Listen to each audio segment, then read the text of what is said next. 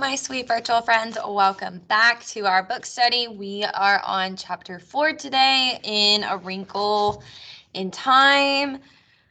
This book is getting really, really good. The title of chapter 4 is called The Black Thing. Let's go ahead and get started. The trees were lashed into a violent frenzy. Meg screamed and clutched at Calvin, and Miss Witch's authoritative voice called out, "Quit, child!"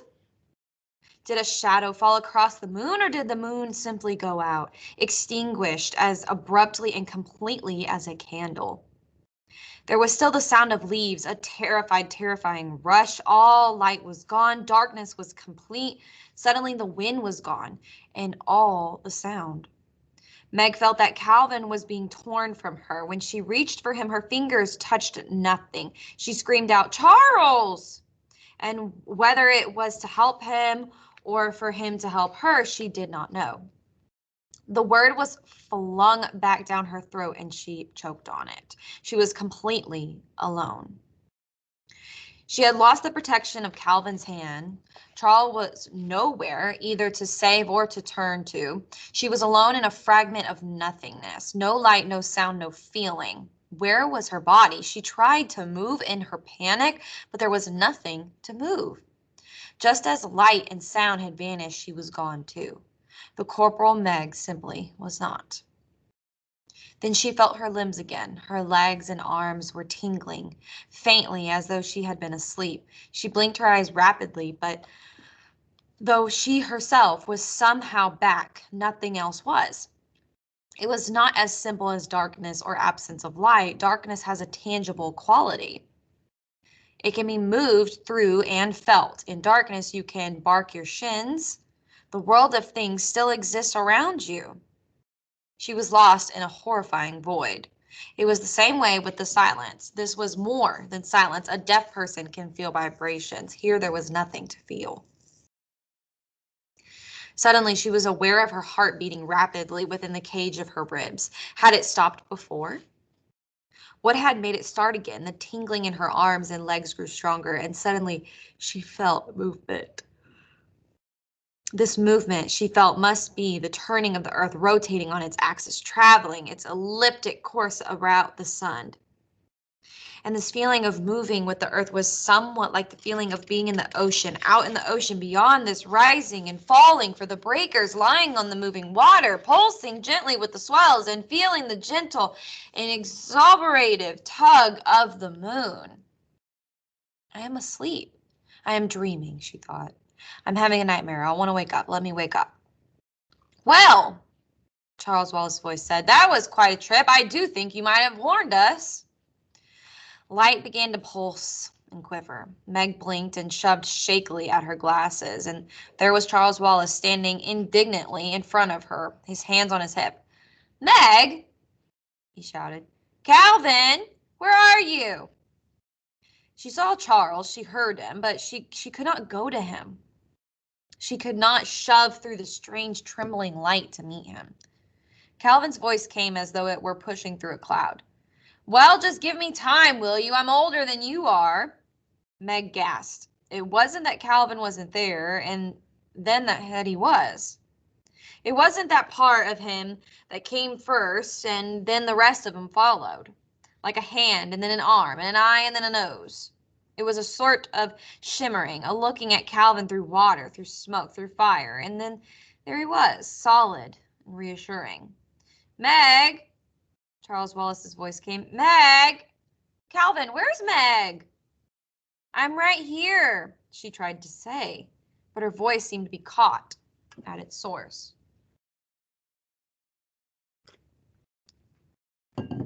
"Meg!" Calvin cried. And he turned around looking about wildly. "Miss Witch, you haven't left Meg behind, have you?" Charles Wallace shouted. "If you've hurt Meg, any of you," Calvin started, but suddenly Meg felt a violent push and a shattering as though she had thrust through a wall of glass. "Oh, there you are," Charles Wallace said, and rushed over to her and hugged her. "But where am I?" Meg asked breathlessly, relieved to hear that her voice was now coming out of her in more or less than a normal way. She looked around rather wildly. They were standing in a sunlit field, and the air about them was moving with the delicious fragrance that comes only on the rarest of spring days, when the sun's touch is gentle, and the apple blossoms are just beginning to unfold. She pushed her glasses up on her nose to reassure herself that she was seeing something real. They had left the silver glint of a biting autumn evening, and now around them everything was golden with light. The grasses of the field were a tender, new green, and scattered about were tiny, multicolored flowers. Meg turned slowly to face a mountain reaching so high into the sky that its peak was lost in a crown of puffy white clouds. From the trees at the base of the mountain came a sudden singing of birds. There was an air of such ineffable peace and joy all around her that her heart's wild thumping slowed. When shall we three meet again, in thunder, lightning, or in rain? Guys, I want to stop there, and I want you to think. I want you to think about just the different descriptive words that are happening in this chapter. It's constant. Now, I want you to think though, are these descriptive words helping you understand what's happening, or are they making it harder for you to understand what's happening? I want you to kind of just think about that. I want you to think, is how descriptive this book is it helping me understand what is going on in the book? Is it painting a picture for me? Now, sorry, I lost my train of thought there. It happens. I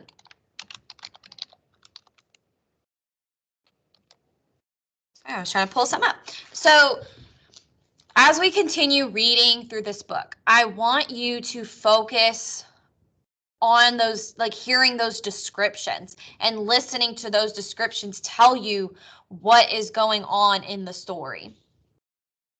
Because I want you to really just like close your eyes, and I want you to hear me reading it and hear and see if you can feel in your mind and you can see in your mind what is happening in the book. Because I feel that visualizing what is happening in really descriptive books is going to help you better understand what is going on in the book. Okay, so let us go ahead and continue. All right. When shall we three meet again, in thunder, lightning, or in rain? Came Miss Who's voice. Suddenly the three of them were there. Miss Watson with her pink stole askew, Miss Who with her spectacles gleaming, and Miss Witch still little more than a shimmer. Delicate, multicolored butterflies were fluttering about them as though in greeting. Miss Watson and Miss Who began to giggle, and they giggled until it seemed that whatever their private joke was, they would fall down with the wild fun of it. The shimmer seemed to be laughing too. It became vaguely darker and more solid, and then there appeared a figure in a black robe and a black peaked hat, beady eyes, a beaked nose, and long gray hair. One bony claw clutched a broomstick. Well, just to keep you girls happy, the strange voice said. And Miss Watson and Miss Who fell into each other's arms in gales of laughter. If you ladies have had your fun, I think you should tell Calvin and Meg a little more about all this, Charles Wallace said coldly. You scared Meg half out of her wits, whisking her off this way without any warning. Horse, to action little, less to words inclined. Miss Who, I wish you'd stop quoting. Charles Wallace sounded very annoyed. Miss Watson adjusted her stole, but she finds it so difficult to verbalize, Charles dear. It helps her if she can quote instead of working out words of her own. And we mustn't lose our sense of humor, Miss Witch said. The only way to cope with something deadly serious is to try to treat it a little lightly. But that's going to be hard for Meg. Miss Watson said it's going to be hard for her to realize that we are serious. What about me? Calvin asked. The life of your father isn't at stake, Miss Whatsit told him. What about Charles Wallace then? Miss Whatsit unoiled door hinge voice was warm with affection and pride. Charles Wallace knows. Charles Wallace knows that it's far more than just the life of his father. Charles Wallace knows what's at stake. But remember, Miss Hoos said, Euripides, nothing is hopeless. We must hope for everything. Where are we now, and how did we get here? Calvin asked. Uriel, the third planet of the star Malik, in the spiral nebula Messier 101. This I'm supposed to believe and understand? Calvin asked indignantly.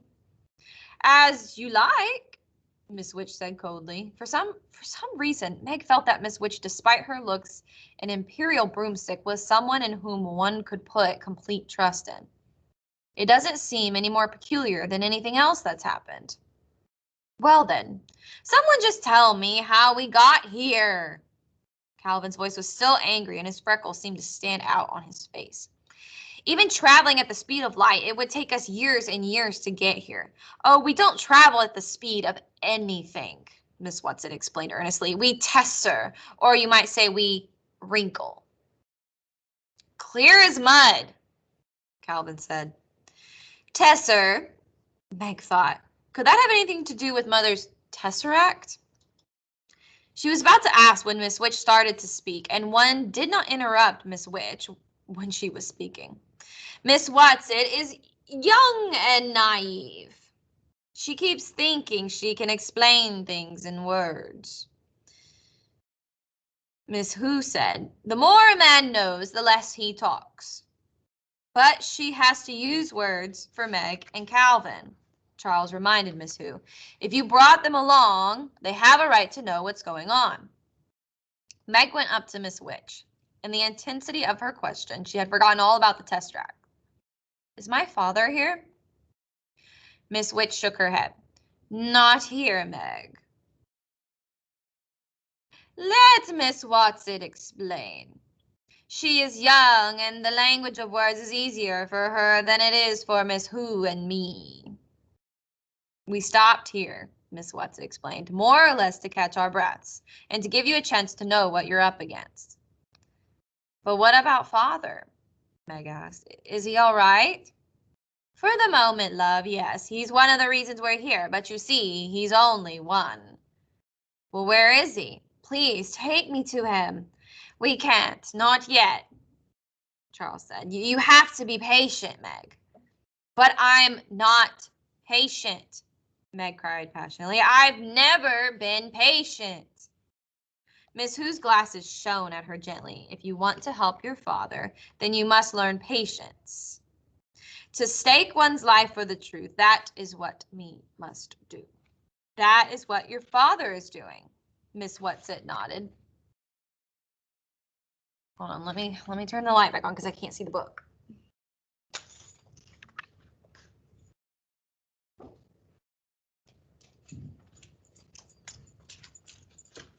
Okay, there we go. So as I am reading, you guys should be looking and just kind of feeling the descriptions that are happening.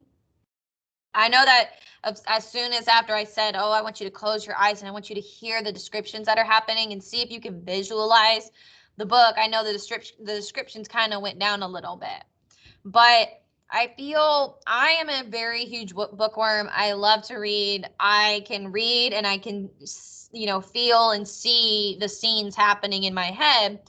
And I feel that when we visualize what we're reading, we get a better understanding of it. Now, it's really important that we do understand what's going on in this book because this book is going very fast. I mean, we're on chapter 4 and we're already facing something called the Black Thing. I mean, we're going pretty fast, I feel like. So let's keep going. All right. Where did I leave off on? Oh, hold on, let me go back here. Like Miss Who's very serious, very solemn voice. Then she smiled her radiant smile. Now, why don't you three children wander around and Charles can explain things a little? You're perfectly safe on the Uriel.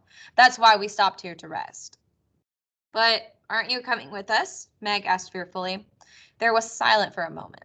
Then Miss Witch raised her authoritative hand. Show them, she said to Miss Watson, and at something in her voice, Meg felt prickles of apprehension. Now? Miss Watson asked, her creaky voice rising to a squeak. Whatever it was Miss Witch wanted them to see, it was something that made Miss Watson uncomfortable too. Now, Miss Witch said, they may as well know. Should I change? Miss Watson asked. Better. I hope it won't upset the children too much, Miss Watson murmured, as though to herself. Should I change too? Miss Who asked. Oh, but I've had fun in these clothes, but I'll have to admit, Miss Watson is the best at it. The work proves the craftsman. Shall I transform now too? Miss Witch shook her head. Not yet, not here. You may wait. Now don't be frightened, loves, Miss Watson said. Her plump little body began to shimmer, to quiver, and to shift. The wild colors of her clothes became muted, whitened. The pudding bag shape stretched, linked, and merged. And suddenly before the children was a creature more beautiful than any Meg had even imagined. And the beauty lay in far more than an outward description. Outwardly, Miss Watson was surely no longer a Miss Watson. She was a marble white body with powerful flanks, something like a horse, but at the same time completely unlike a horse, for from the magnificently modeled back sprang a nobly formed torso, arms, and a head resembling a man's, but a man with a perfection of dignity and virtue, an exaltation of joy, such as Meg had never seen before. No, she thought, it's not like a Greek centaur, not in at the least. From the shoulders, slowly, a pair of wings unfolded, wings made of rainbows, of light upon water, of poetry. Calvin fell to his knees. No, Miss Watson said, though her voice was not Miss Watson anymore. Not to me, Calvin, never to me. Stand up. Carry them, Miss Witch commanded. With a gesture both delicate and strong, Miss Watson knelt in front of the children, stretching her wings wide and holding them steady but quivering. Onto my back now, the voice said. The children took hesitant steps towards the beautiful creature. But what do we call you now? Calvin asked. Oh, my dears, came the new voice, a rich voice with the warmth of woodwind and the clarity of a trumpet and the mystery of an English horn. You can't go on changing my name each time I metamorphose, and I've had such pleasure being Miss Watson. I think you'd better keep to that. She, he, it smiled at them, and the radiance of the smile was as tangible as a soft breeze, as directly warming as the rays of the sun. Come, Charles Wallace clambered up. Meg and Calvin followed him. Meg sitting between the two boys, a tremor went through the great wings, and then Miss Watson lifted, and they were moving through the air. Meg soon found that there was no need to cling to Charles Wallace or Calvin. The great creature's flight was serenely smooth. The boys were eagerly looking around the landscape. Look, Charles Wallace pointed, the mountains are so tall that you can't see where they end. Meg looked upward, and indeed, the mountains seemed to be reaching into infinity.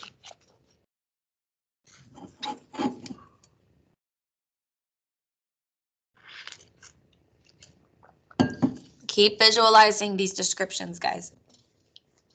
They left the fertile fields and flew across a great plateau of granite-like rock, shaped into enormous monoliths. These had a definite rhythmic form, but there were not statues. They were like nothing Meg had never seen before, and she wondered if they had been made by wind and weather, by the formation of this earth, or if they were a creation of beings like the one on which they rode. She left the great granite plain and flew over a garden even more beautiful than anything in a dream. In it were gathered many of the creatures like the one Miss Whatsit had become, some lying among the flowers, some swimming in a broad crystal river that flowed through the garden, some flying in what Meg was sure must be a kind of dance, moving in and out above the trees. They were making music, music that came not only from their throats, but from the movement of their great wings as well. What are they singing? Meg asked. Miss Watson shook her beautiful head. It won't go into your words. I can't possibly transfer it to your words. Are you getting any of it, Charles? Excuse me, guys. I'm so sorry. Reading books always makes me sleepy. Charles Wallace sat very still on the broad back, in his face an intently listening look. The look he had when he had delved into Meg or his mother. A little, just a very little, but I think I could get more in time. Yes, you could learn it, Charles, but there isn't time. You can only stay here long enough to rest up and make a few preparations. Meg hardly listened, sir. I want to know what they're saying. I want to know what it means. Try, Charles, Miss Whatsit urged. Try to translate. You can let yourself go now. You don't have to hold back.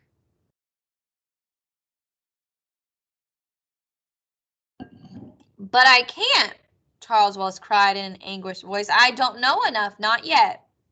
And try to work with me, and I'll see if I can't verbalize it a little for them. Charles Wallace got his look of probing, of listening. I know that look, Meg thought suddenly. Now I think I know what it means, because I've had it myself sometimes doing math with Father, when a problem is just about to become clear. Miss Watson seemed to be listening to Charles' thoughts.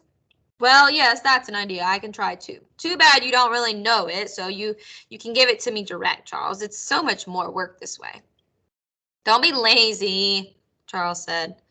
Miss Watson did not take offense. She explained, oh, it's my favorite kind of work, Charles. That's why they choose me to go along. And even though I'm so much younger, it's my one real talent, but it takes a tremendous amount of energy. And we're going to need every ounce of energy for what's ahead of us. But I'll try. For Calvin and Meg, I'll try. She was silent. The great wings almost stopped moving.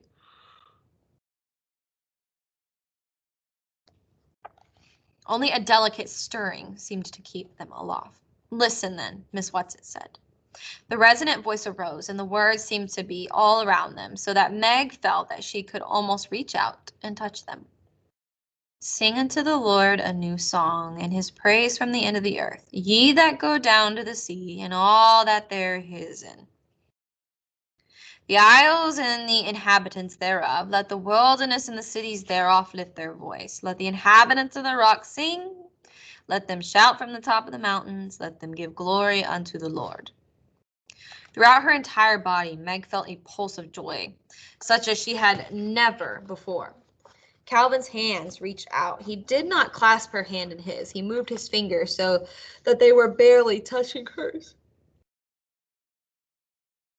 But joy flowed through them, back and forth between them, and around them, and about them, and inside them.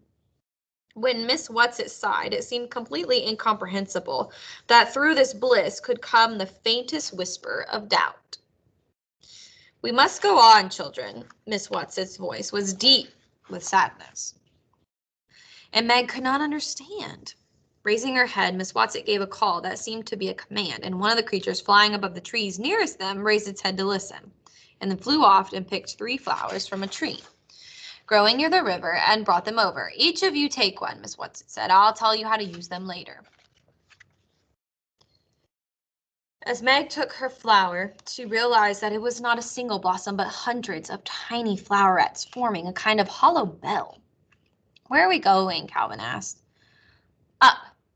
The wings moved steadily, swiftly, and the garden was left behind, the stretch of granite, the mighty shapes, and then Miss Whatsit was flying upward, climbing steadily up and up. Below them, the trees of the mountain dwindled, became sparse, were replaced by bushes, and then small dried grasses, and then vegetation ceased entirely, and there were only rocks, points and peaks of rock, sharp and dangerous. Hold on tight, Miss Whatsit said. Don't slip. Meg felt Calvin's arm circle her waist in a secure hold. Still, they moved upward. Now they were in clouds. They could see nothing but drifting whiteness, and the moisture clung to them and condensed in icy droplets. As Meg shivered, Calvin's grip tightened. In front of her, Charles Wallace sat quietly. Once he turned just long enough to give her a swift glance of tenderness and concern. But Meg felt as each moment passed that he was growing farther and farther away, that he was becoming less and less her adored baby brother, and more one with whatever kind of being Miss Watson, Miss Who, and Miss Witch in actuality are.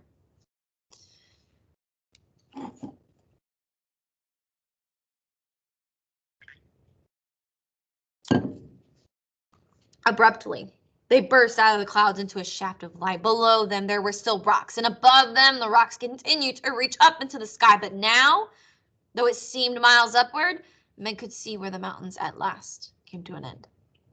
Miss Whatsit continued to climb, her wings straining a little. Meg felt her heart racing. Cold sweat began to gather on her face, and her lips felt as though they were turning blue. She began to gasp. All right, children, use your flowers now, Miss Watson said. The atmosphere will continue to get thinner from now on. Hold the flowers up to your face and breathe through them, and they will give you enough oxygen. It won't be as much as you're used to, but it will be enough. Meg had almost forgotten the flowers and was grateful to realize she was still clasping them, that she hadn't let them fall from her fingers. She pressed her face into the blossom and breathed deeply.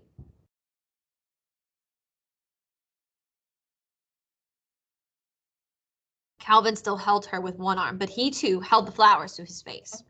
Charles Wallace moved the hand with the flowers slowly, almost as though he were in a dream. Miss Watsit's wings strained against the thinness of the atmosphere. The summit was only a little way above them, and then they were there. Miss Whatsit came to a rest on a small plateau of smooth, silvery rock. There ahead of them was a great white disk. One of Uriel's moons, Miss Whatsit told them, her mighty voice faintly breathless. Oh, it's beautiful, Meg cried. It's beautiful. The silver light from the enormous moon poured over them, bleeding with the golden quality of the day, flowing over the children, over Miss Whatsit, over the mountain peak. Now we will turn around, Miss Whatsit said, and at the quality of her voice, Meg was afraid again. But when they turned, she saw nothing. Ahead of them was the thin, clear blue of sky, below them the rock thrusting out of the shifting sea of white clouds. Now we will wait, Miss Whatsit said, for sunset and moonset. Almost as she spoke, the light began to deepen, to darken. I want to watch the moon set, Charles said. No, child, do not turn around, any of you. Face out toward the dark. What I have to show you will be more than visible. Look ahead, straight ahead, as far as you can possibly look. Meg's eyes ached from the strain of looking and seeing nothing. Then above the clouds, which encircled the mountains, she seemed to see a shadow, a faint thing of darkness so off that she was scarcely sure she was really seeing it. Charles Wallace said, "What's that?" "That sort of shadow out there?" Calvin gestured. "What is it? I don't like it." "Watch," Miss Watson commanded. It was a shadow, nothing but a shadow. It was not even as tangible as a cloud. Was it cast by something, or was it a thing in itself? The sky darkened.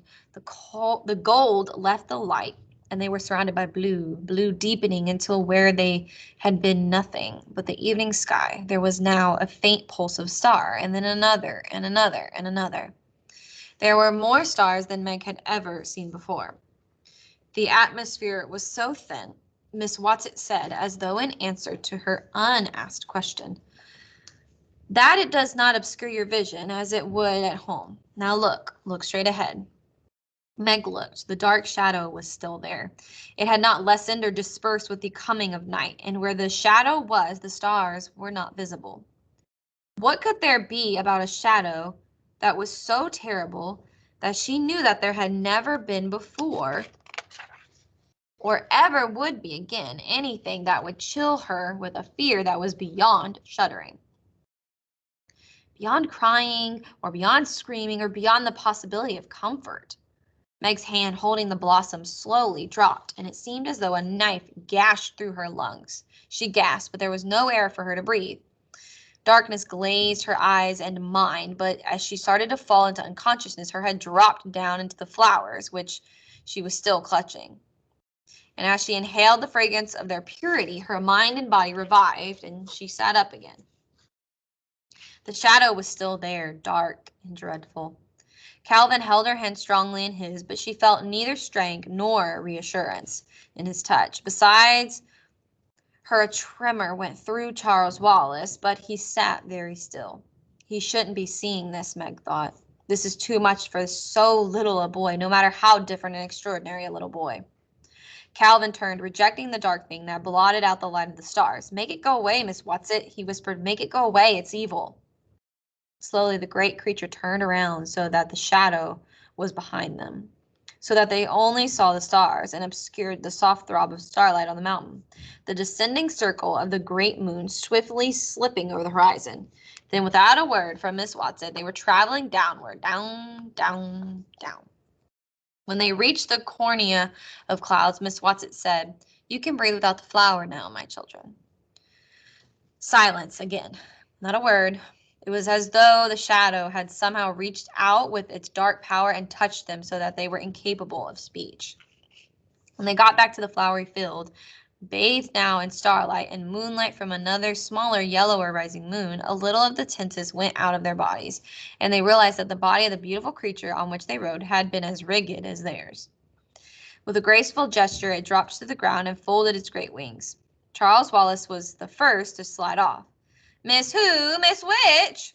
he called, and there was an immediate quivering in the air. Miss Who's familiar glasses gleamed at them. Miss Which appeared too, but as she had told the children, it was difficult for her to materialize completely.